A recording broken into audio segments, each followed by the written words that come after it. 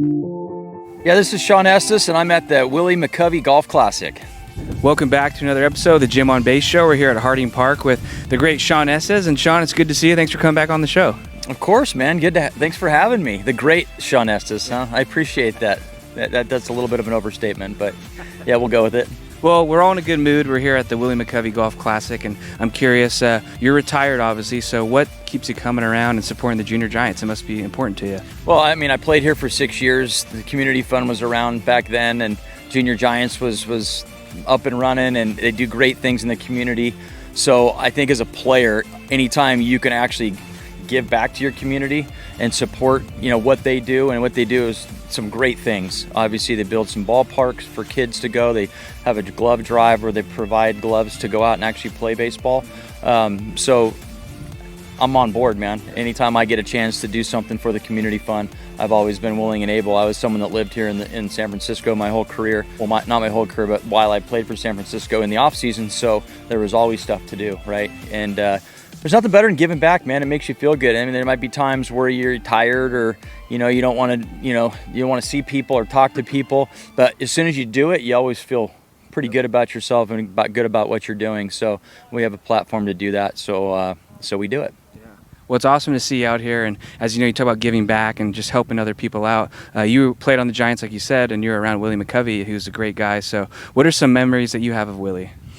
Well, Willie, he was always pretty banged up, from his career. So he was in a wheelchair when I got there, and he would come in the clubhouse quite a bit, get some treatment on his knees. And so I got to see him around a lot. Always a smile on his face. I mean, regardless of, how he felt, which is probably in pain a lot. He always had a smile on his face. He was always willing to talk. Just a soft-spoken guy, but you just have that. The guy, people have that aura around them. They're just approachable. They're friendly. They get along with everybody. And they named an award after him, so that says a lot about that. And that'll be presented at the ballpark. Excited for that, and it makes me wonder. I haven't really seen you swing the club yet. So you're a lefty. Do you swing left or? No, I'm all right when it comes to golf. Okay. Not actually all right. That's relative. But I swing right-handed. I do everything left-handed. Everything: kick, throw, eat right. But I golf and hit right-handed. And it's crazy how many left-handed pitchers actually do that. Randy Johnson did it. Mike Hampton did it.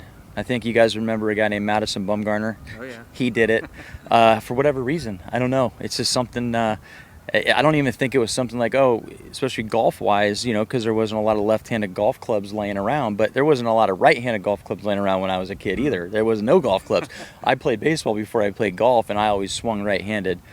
So I always tell people that I'm at a huge disadvantage because I do have to golf right-handed, and I'm more left-handed. That's my excuse for playing as bad as I do.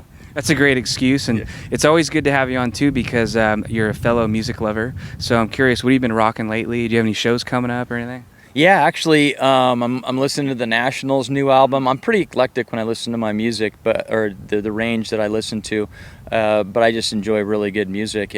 Zach Bryan, I'm listening to right now. I'm also listening to Post Malone and his newest album. So that's a pretty wide range. Yeah. And then in Scottsdale, one of my favorite bands of all time, Chicago band called Wilco, is coming to town on October 3rd. So I'm pumped to watch that. Small venue, so it'll be up close and personal. Can't wait to see them in person. So we got to let you go. You got to save the vocal cords so you can belt out the words on Tuesday, That's right. I know. I can request songs too. You go on their website for their shows and you can actually request a song. So I'm definitely going to request a song. Hopefully they play it. Awesome.